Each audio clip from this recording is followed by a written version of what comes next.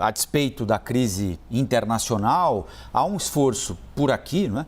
Notadamente na Câmara dos Deputados e no governo federal também, para tentar encontrar uma saída para essas altas consecutivas. E uma das propostas no Congresso é alterar o modelo de cobrança do ICMS.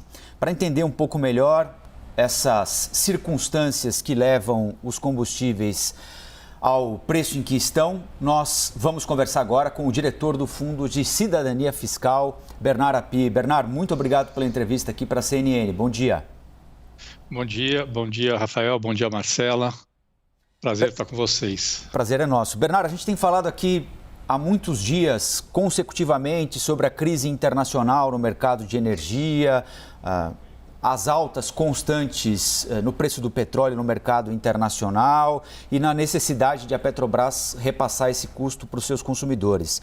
Há alguma coisa ao nosso alcance aqui, alguma medida que pode ser adotada ou pelo Executivo ou uma medida legislativa para, ao menos, atenuar a valorização do petróleo no mercado internacional para os consumidores brasileiros, ou estamos entregues ao humor lá de fora?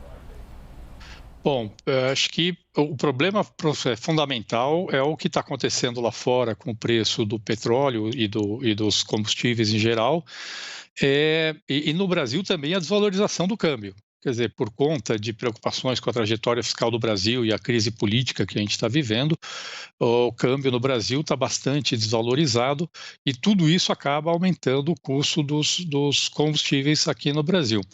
No curto prazo, a única forma de fazer alguma coisa que tenha algum efeito, e ainda assim seria um efeito limitado sobre efeitos combustíveis, é ter custo, alguém perder receita.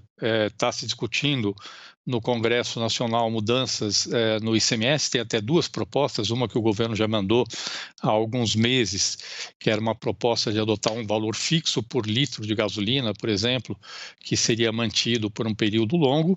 Agora, mais recentemente, o presidente da Câmara surgiu com a ideia de adotar mudar a forma de cálculo do preço de referência que você usa para calcular o ICMS nos estados, que hoje é uma média de 15 dias do preço de venda ao consumidor, passaria a ser uma média de 24 meses, mas no fundo isso significa tirar dinheiro dos estados. Significa você reduzir a receita dos estados e ter menos dinheiro para gastar em outras áreas de políticas públicas.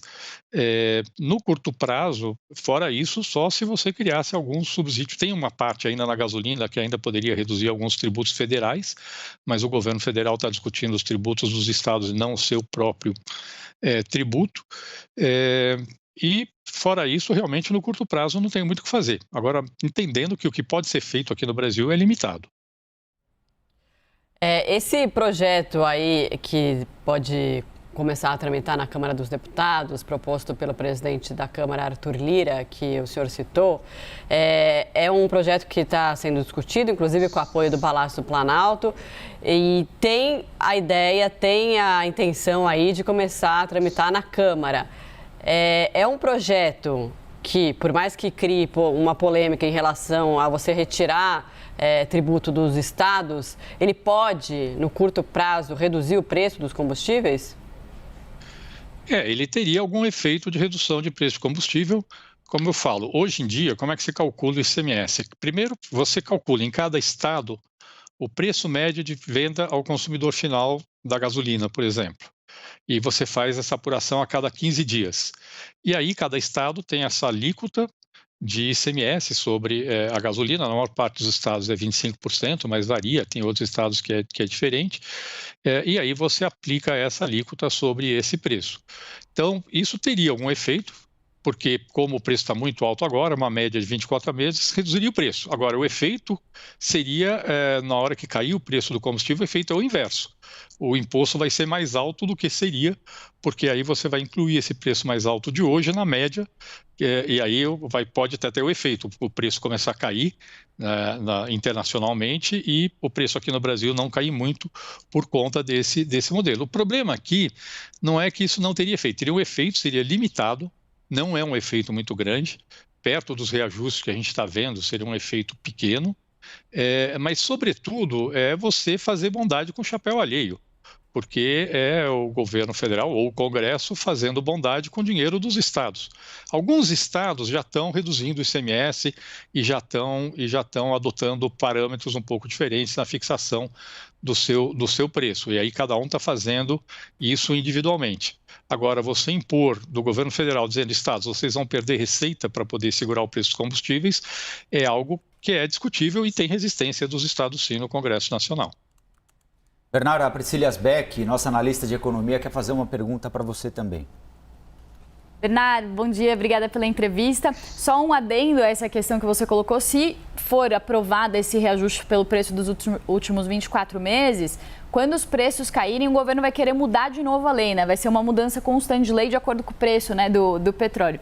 Mas o que eu queria perguntar é, existem especialistas que defendem uma reforma tributária para os combustíveis, para tentar ajustar algumas questões. Por exemplo, alguns especialistas dizem que existe uma gordurinha de ICMS, que de fato alguns estados, como é o caso, por exemplo, do Rio de Janeiro, cobram um ICMS de fato alto.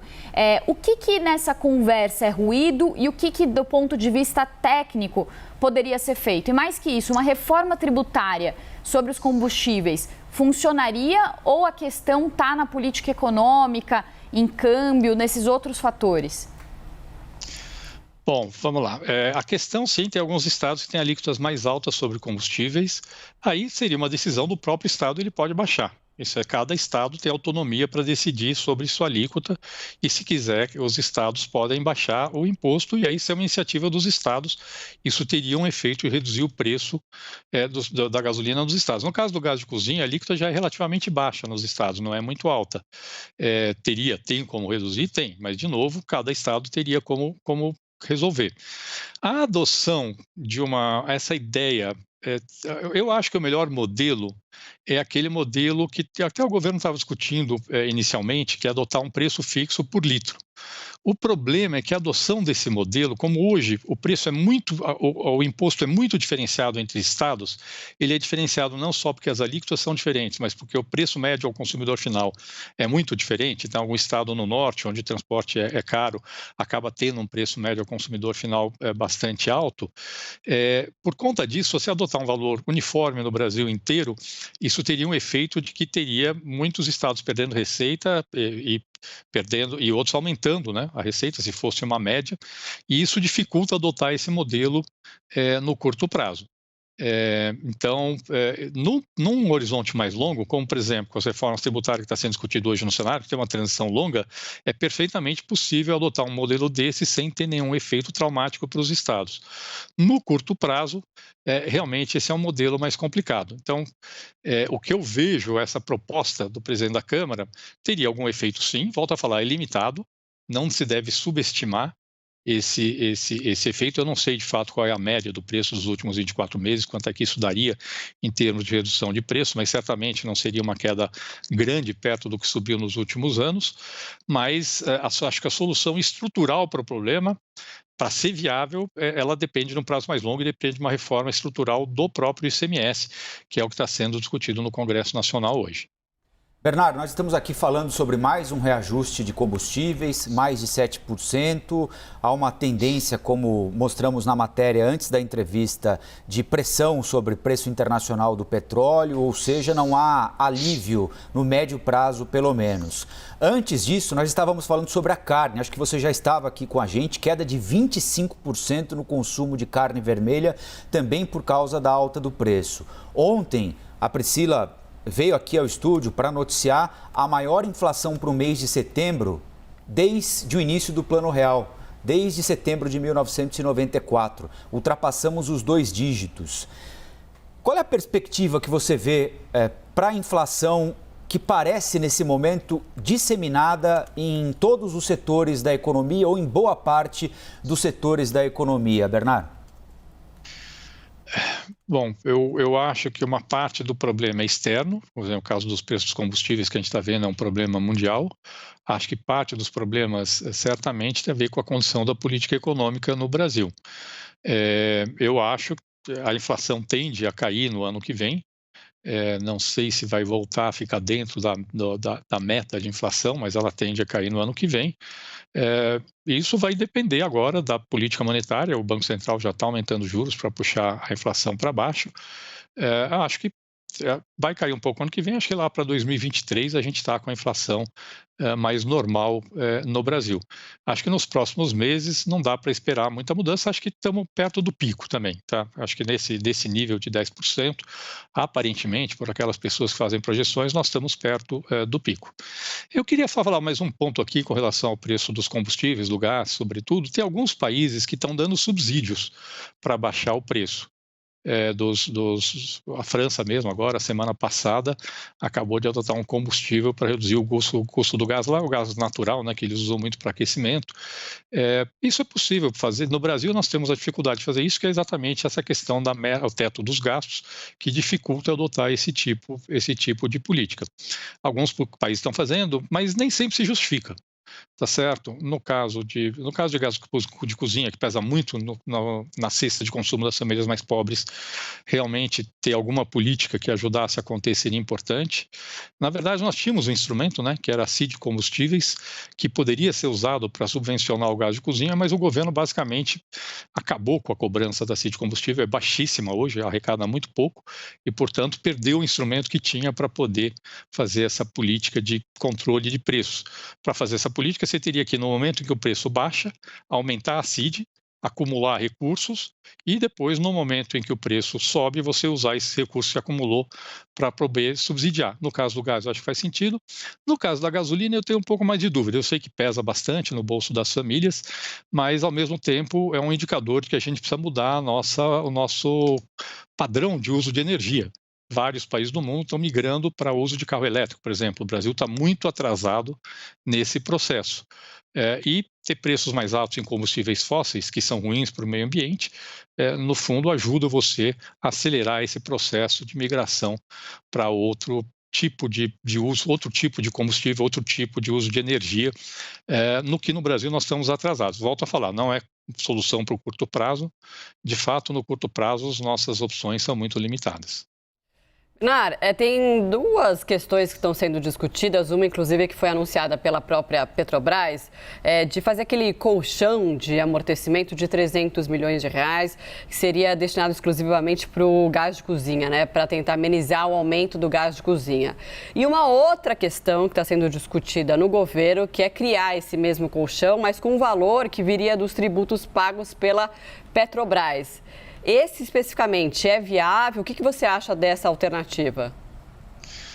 Eu acho que a ideia de usar, não sei só tributos, mas os próprios dividendos pagos pela Petrobras para o governo para formar um fundo para atenuar a flutuação de preços é uma ideia interessante. Mas, de novo, aqui precisa ver como é que você vai tratar disso dentro da nossa estrutura hoje fiscal, que tem o teto de gastos. Tá certo? Então, se isso entrar no orçamento da União, esse subsídio estaria dentro do teto dos gastos. Então, precisa ver como tratar isso. Acho que no longo prazo é uma ideia interessante, mas volto a falar, no curto prazo, acho que o espaço para usar esse instrumento é relativamente restrito. E como eu falei antes, acho que seria mais importante, pelo menos do ponto de vista social, olhar o preço do gás de cozinha mais até do que o preço da gasolina, que, embora afete muito as famílias, pega família já de classe de renda média para cima, porque as realmente pobres não têm carro. Bernard, queria te perguntar uma questão relacionada a isso, sobre o risco fiscal que a gente vê hoje, né? Risco fiscal, traduzindo, né, um risco de deterioração das contas públicas, que acaba aumentando a percepção do risco do país, bate no dólar, bate nos preços. Eu queria saber, pela tua experiência, você é o pai de uma das propostas de reforma tributária, que é uma das mais respeitadas aí dentre as que estão em jogo. Queria saber como que você está vendo a situação fiscal do país hoje e se o senhor acha que, com essa pressão sobre a inflação, com preços aumentando, se o governo tende a aumentar gastos e de que forma? Aumentar gastos, deixa eu só complementar para ficar mais claro. Eu digo assim, tende a aumentar, por exemplo, gastos com benefícios sociais para compensar a perda de popularidade que vem acontecendo por causa dessa inflação pressionada. O governo já está discutindo aí a criação do que eles chamam de Auxílio Brasil, né, ou a prorrogação do auxílio emergencial, que seriam um aumento dos programas de transferência de renda para as famílias de mais baixa renda. Tem, na verdade, para fazer isso de forma estrutural, tem duas dificuldades hoje. Uma delas é exatamente o teto dos gastos, e para abrir espaço no teto, principalmente no ano que vem, o governo está dependendo aí dessa mudança nos precatórios. Tem uma proposta de emenda constitucional que está na Câmara dos Deputados hoje, revendo essa questão dos precatórios para abrir algum espaço para ampliar programas sociais. E, infelizmente, também para emendas parlamentares, porque é isso que está atraindo o interesse parlamentares.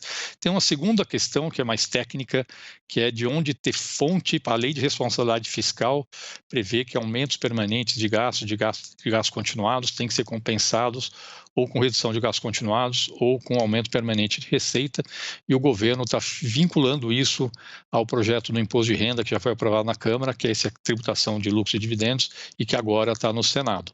Na verdade, essa segunda parte é mais complicada, é uma interpretação da lei, existem interpretações diferentes. Eu não gosto da forma como eles estão tentando resolver, mas o governo sim está tentando ampliar esses programas de transferência de renda, em parte para compensar esse efeito da inflação, mas não só. Volto a falar, eu acho que a situação não é fácil, e talvez, acho que tem alguns meses ainda, principalmente no caso dos combustíveis, que a gente ainda tende a ver alguma pressão de preço. Agora, precisa tomar muito cuidado, porque se o governo começa a desrespeitar as regras fiscais para criar subsídios para combustíveis, ou então para aumentar programas sociais de forma não muito consistente, isso pode levar a uma reação negativa no mercado e subir o dólar. E na hora que sobe o dólar, o efeito é o oposto ao pretendido, porque você aumenta ainda mais o preço dos combustíveis no Brasil. Porque o preço dos combustíveis no Brasil, o preço de referência é o preço internacional e multiplicado pelo dólar, pela taxa de câmbio. Então, de fato, precisa tomar muito cuidado. O que precisaria ser feito é alguma coisa mais estrutural do ponto de vista de gasto, para ganhar algum espaço de flexibilidade que hoje nós não temos. Mas para ter essa questão estrutural, precisa de reformas que são muito mais abrangentes e não são factíveis no curto prazo. Nós conversamos aqui na CNN com o diretor do Fundo de Cidadania Fiscal, economista Bernard Api. Bernard, mais uma vez, muito obrigado pela atenção aqui com a CNN. Bom sábado e até a próxima, hein? Tá bom, obrigado pelo convite.